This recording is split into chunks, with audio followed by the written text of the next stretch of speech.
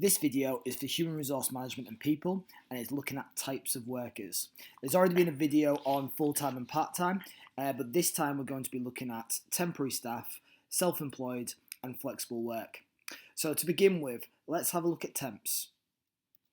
So temporary employment refers to an employment situation where the working arrangements is limited to a certain period of time based on the needs of the employing organisation. It's also referred to as casual work. Now we witness it quite a lot for example, seasonal companies that might see a sudden influx in demand in certain seasons. So whether that's tourism and hotels, or we see it in on the high street in retail when it's, for example, Christmas. So what I'm going to do now is I'm just going to show you a couple of examples of a very, very large national organisation that is a big temporary employer at Christmas time.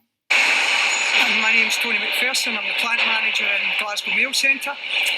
Today is going to be our busiest day of the year. We will be handling about 2.2 million items, and that's letters, parcels and large letters. To help us do that, we have employed approximately 400 temporary staff. That takes us to around 1,000 staff when you add on our normal year-round staff.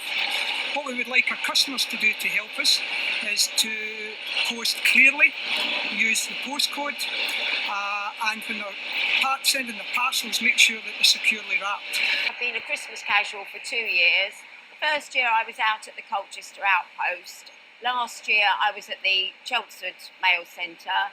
I did some letters, oversized packets, small parcels. I first applied for the role as I was looking for some extra money as I'd been made redundant earlier that year. I used to work a night shift at a supermarket, and that would fit in with my day job. I teach swimming, and that tails off over Christmas because everyone's too busy. So you're working with a range of people, the ordinary Royal Mail full staff who were very supportive, and then all the other Christmas casuals who are a wide range of people. Some like myself who'd already got a full-time job just looking to add to it for Christmas. Other people who were retired, earning a bit of money to go away after Christmas, and quite a lot of students. So as you could see from those videos, it had benefits for both the employee but also the employer.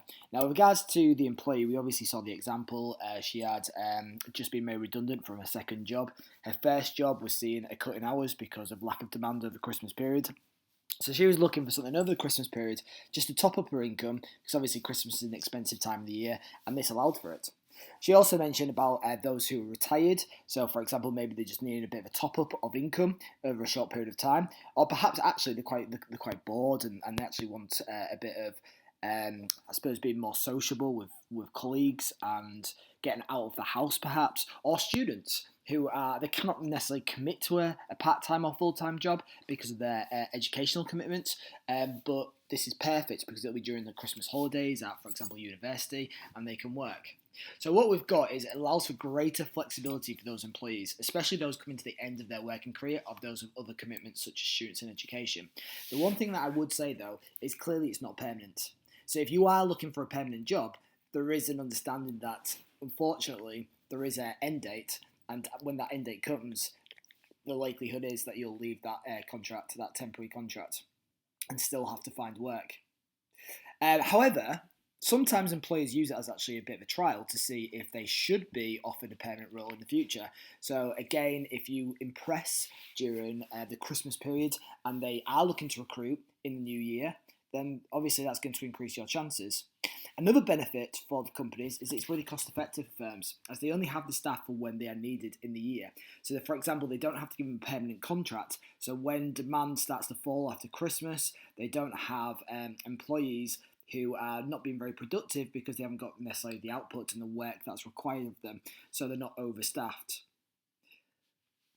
Now the next one that we're going to look at, and there is some similarities, is flexible working. So flexible working is a way of working that suits an employee's needs. For example, having flexible start and finish times, or working from home. The proportion of Americans working from home full-time has gone from 1 in 50 to more than 1 in 3. COVID has been a transformation, and that raises a whole bunch of questions. Do you need as much expensive office space, and do individual workers need to commute into the office every day? The need for workers to gather together in offices has shaped almost every aspect of modern life. and the shift towards remote working could have far-reaching consequences. It could alter the shape and purpose of cities, affect gender equality, and even change how we think about time. The uncomfortable truth about offices is that they are expensive and inefficient. Companies spend, on average, $10,000 on office space per employee every year. The most expensive office real estate is in Hong Kong, where every square foot costs, on average, $265 per year. Beijing and London are the next most expensive locations. The need for social distancing in the wake of the pandemic could reduce the number of staff in London offices by 2/3, making the office look like an expensive artefact.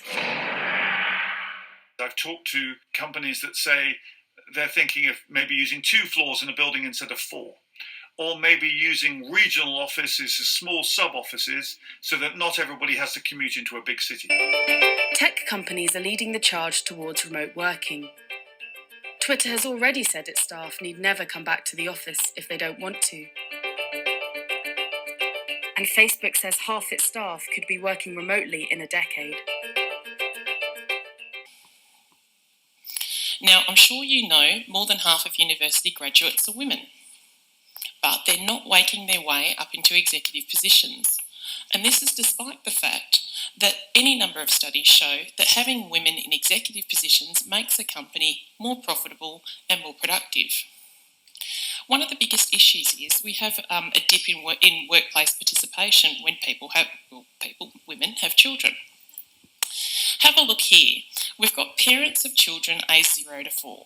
It looks very much like all the mums are doing the heavy lifting when it comes to looking after the kids. That's not a bad thing, but look at the dads. That's 94% of them are at work. So there's a bit of an imbalance here. And while we might hear a bit about stay-at-home dads, this would suggest that they're fairly few and far between. This isn't a particularly new problem, and there have been lots of efforts to try and address this. In fact, we now have workplace flexibility built into our law. So if you have a little one at home, you can go to work and you can ask for job sharing, flexible work hours, or telecommuting. Now, if you're a parent, you'll know the feeling of being at work and that panic that you feel towards the end of the day, and you've got to go and pick up the kids on time. Will you make it on time? Well, in a landmark case, one woman, who's an estate agent, has been awarded £180,000 after her boss rejected her request to change her finish time after coming back from maternity leave from 6 p.m. to 5 p.m. so that she could pick up her child from nursery. The nurseries traditionally finish at 6 p.m, so she physically couldn't finish work at 6 p.m. and pick up a child on time. Brenda, you felt the sharp end of something like this, haven't you? I have. When I was doing my accounts payable, when I was an accounts payable assistant, and I was a single mother, I had an emergency that came up with one of my children, and I had to leave. I asked my boss. It was about 4:30. I asked if I could leave just an hour earlier, and I was told no. I basically had to leave, and when I came back the next day, I came back to disciplinary action because I was told that I had an unauthorized absence. But my point is, and it has always been, there are so many companies out there that I think, you should be allowed that flexibility. I wasn't saying that I wanted to just go. I was going to go, come back, and make up the time. But that wasn't even an option that was given, or job share, or some sort of childcare facility, creche facility in this company. But yeah, I was given disciplinary action, and it left a bad taste in my mouth because I thought, well, if I had just lied and wasn't truthful, then I could have just got away with it. Whereas I was open and honest, and I was penalised for that. Yeah, well, it makes me think. I mean, I couldn't have done Lisa today because unless I was able to drop my son off at school this morning. I did the meeting on Zoom, didn't I, from the car, which was it worked 80% of the time and 20% I missed, but I came in and caught up. And that's the point, isn't it? I think lockdown has really taught, and it should teach a lot of employers about the fact that you can skin a rabbit many ways. You don't have to be in the place you were this time last year to do the job you're still doing. Yeah, well, you're absolutely right. Sometimes it takes a huge crisis to make a real leap forward in progress, and I think we've we've proven that we can work on technology, we can be trusted. Could we job share where technology couldn't come in?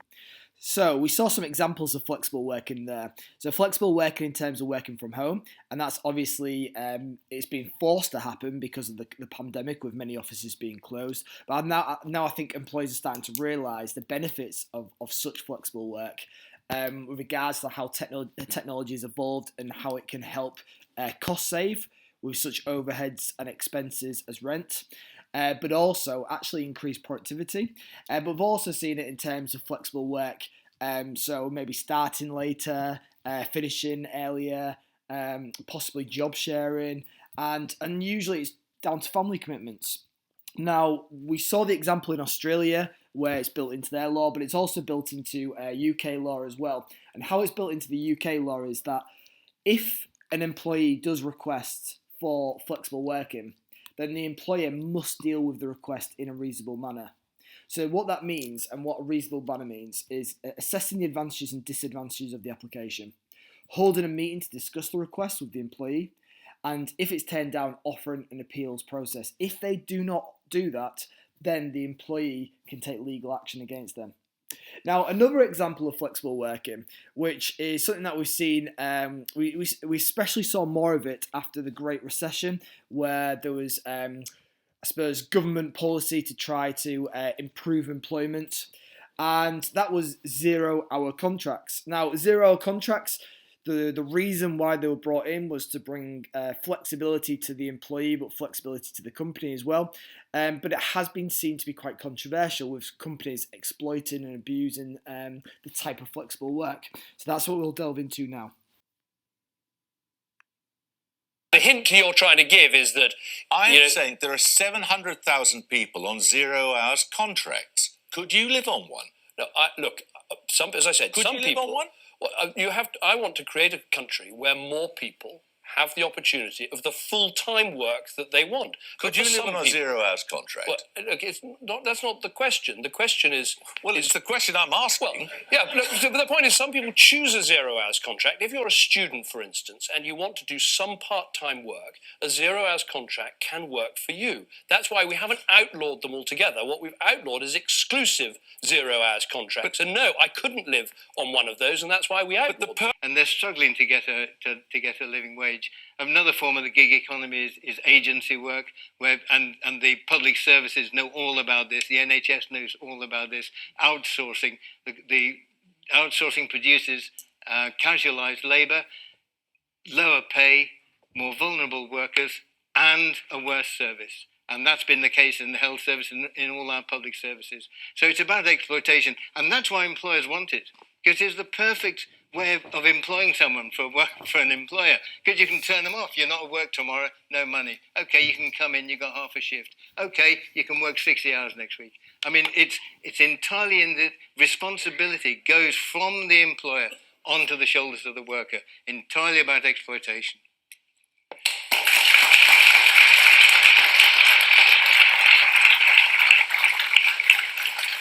That's not your view, is it, Kate?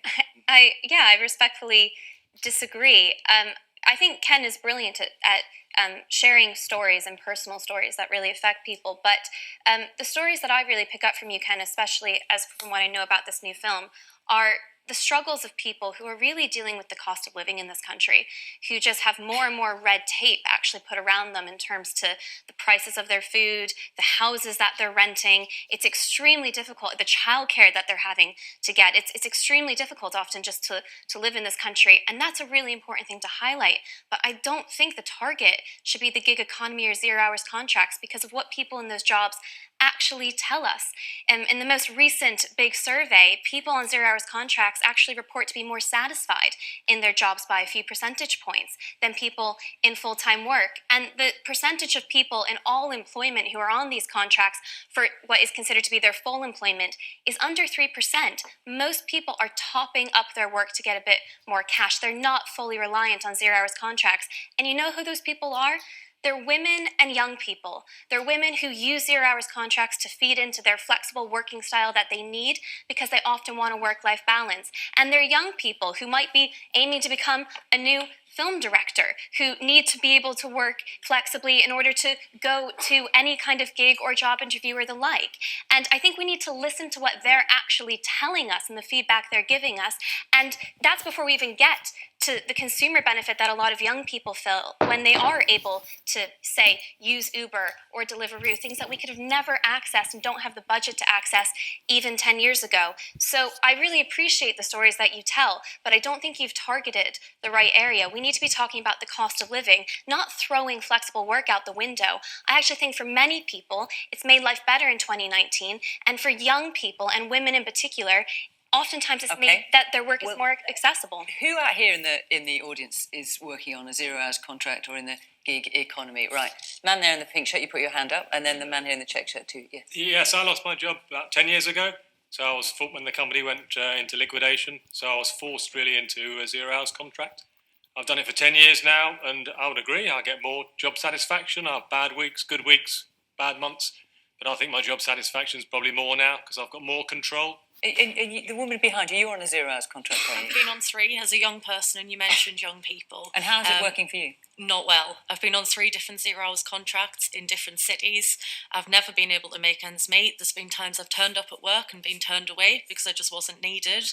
And it just seemed to very much be the benefit of the employer, whether they needed you or not, and it didn't matter if that meant you couldn't pay the bills. 1 at 1 a.m. saying you cancelled, 1 at 3 a.m. saying you're back in, 1 at 5 a.m. saying you cancelled, and then you turn up and get turned away. Olivia's shifts were cancelled via text repeatedly by both Adecco and PMP Recruitment, the agencies who hired her, often once she'd paid to get the bus to work at 5 a.m. I felt frustrated, exploited, kind of just expendable to the company. You know, there was no apology, there was nothing. Even when I rang up and said, why have you cancelled me again? The answer was, oh, well, we just randomly pick names. And we just randomly pick people to not come into work. So as you can see from those last videos on 0 hour contract, another type of flexible work, it has its benefits and it has its issues for employees. For employers, though, it seems to be highly beneficial because obviously it gives them so much more flexibility. But for employees, if it works well, so for example, they've got other commitments, whether that's work commitments, whether that's family commitments, and whether they like the idea of how they can pick their hours, and if their employers honour 0 hour contracts like they should and don't abuse it, then it can work really, really well. However, what we're seeing more and more in the media is employers, they are abusing it. They're not necessarily doing it right by the employee, and they're just completely using them as a resource and picking them when they want and dropping them when they want as well. And that's the issue. Now, obviously, with temporary or 0 hour work, you do get less in terms of entitlements. But 0 hour, because it's been in the media so much, they have tried to tackle that. And you are, for example, entitled to sick pay, but there are conditions with that sick pay. So you have to be ill for 4 days or more in a row, and they have to follow the rules about reporting sickness, and they have to tell you within those 7 days as well. However, some entitlements you don't get, for example, pension contributions, but 0 hour contracts, you still get, for example, annual leave. You'll still get, for example, national minimum wage. You'll still get those types of entitlements as a 0 hour contract. It's just some of the other added perks of a permanent job where you're working, for example, full time, you might not get. Now, the next and the final type of workers that we're going to be looking at is self-employed. Now, the self-employed, many people like to be their own boss. They can work hard, they can make their own decisions, and they can receive an income they believe is justified for their labour without it possibly being dictated to them by an employer. So self-employed workers find their own work rather than being provided work, and it's common in trades such as construction. So let's delve into it a little bit further. Are you self-employed? Freelancing? Do you have a side hustle? All of these are various types of independent contracting that together make up what's become known as the gig economy. 3 in 10 Americans work a gig job of some kind or another, and for many, freelancing is synonymous with freedom. But freedom isn't free. There's a lot of instability that comes with the gig economy. It's a hustle. It's a grind. You don't have that safety net of a salaried job. It's basically working from paycheck to paycheck. This is good money, and we're here to help you run the business of you.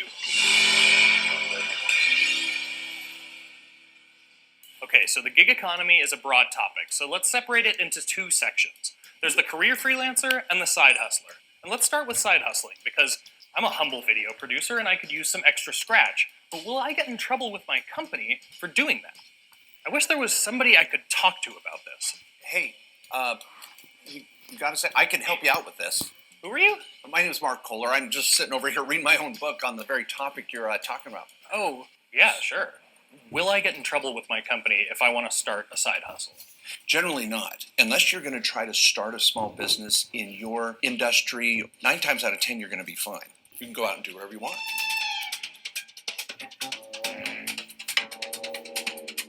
Once you are a side hustler, you're basically a small business. Yeah.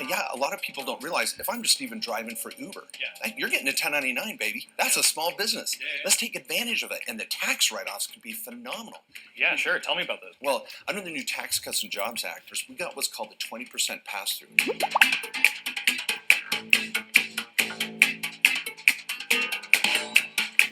We've got cell phone, home office, computers, electronics, travel, auto, all these little things that you might be paying for anyway.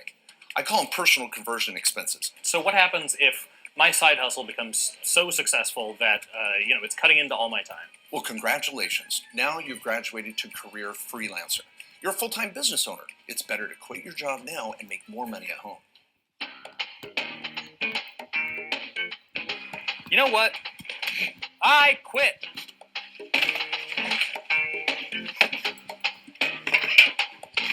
Wait a second. Was that a good idea? What about my vacation time, my 401k, my health insurance, and that discounted gym membership I never signed up for? Freelancing seems like a lot more work than a staff job, mostly because you have to do everything yourself. I'm going to need some more guidance before I call myself a career freelancer. And what better place to seek advice than the Freelancers Union? So let's head to their HQ and talk to Executive Director Caitlin Pierce. Let's say I just became a career freelancer. What can I do to feel as secure as I did as a staffer? You know, when people are thinking about whether or not to become a freelancer, I always say before you make that leap, think about a couple of things. One is, what is your plan for earning enough income, not just to support yourself, but also to take on the additional costs of managing your tax burden, paying for your own health and benefits, and having a savings plan for retirement. Should I be hiring somebody to do my taxes for me? Short answer, yes. One of the things all freelancers need, especially if they're doing this full-time, is someone that can help you understand what you can deduct for your business and make sure that you've done your taxes properly so you don't end up with a liability at the end of the year. Could you give me a few financial tips that help freelancers remain secure? First of all, every freelancer needs to have a good contract that they've worked with a lawyer on, that they understand, that's going to protect their work and make sure they get paid on time. Secondly, you should have a system by which you are automatically setting aside 30% of your income into taxes as soon as it comes in before you can touch it. And if you can, also setting aside income in short-term and long-term savings. The third thing I think is that you should really set aside 10% of your time for long-term planning. And that should include business building activities like client prospecting, networking, investing in training or upskilling. And it's really important for you to have a vision for where you're going, think about where you want to be in 5 years financially and professionally, and be making steps towards working towards those goals. So that should get all you freelancers and side hustlers off on the right foot. As for me, I'm going to go beg for my cushy staff job back. Clearly with self-employed, there's benefits, there's drawbacks. I think with benefits, you do have much more flexibility of what you want to do and how you do it, because you are answering to yourself. Obviously being contracted by, for example, another firm, but you also create that contract. And it can help increase the income, and the income could be so much more than what you'd be getting with just a salary as a fully employed member of staff. But it does have its issues because you don't have, for example, the same security that you would as a permanent member of staff. For example, you won't get the pension contributions, you won't get the sick pay, you won't get some of these factors that maybe sometimes we take for granted. And therefore, I think that's definitely worth remembering. Now, some of those examples in that video, they were based on America, but they're not too dissimilar to the UK. And in the UK, there's obviously been the pandemic the last couple of years, and that has had a massive effect on the self-employed. Because obviously what we've really needed during this pandemic is that security, and the self-employed haven't had it. But just watch as every festival was cancelled, every gig was postponed, and my calendar just dried up completely. Loads of young workers are left with essentially no money at all to pay food or pay for rent, and the government needs to do better. I remember when coronavirus first hit the UK, I basically watched my entire industry collapse in a matter of days. I remember I was with a few mates from the industry when we heard large gatherings had been banned, which is basically our entire livelihood. The last 3 months or so waiting for government support has been a real struggle. At one point I was setting alarms every morning just to sit on hold to HMRC for 8 hours a day to see what help I was entitled to.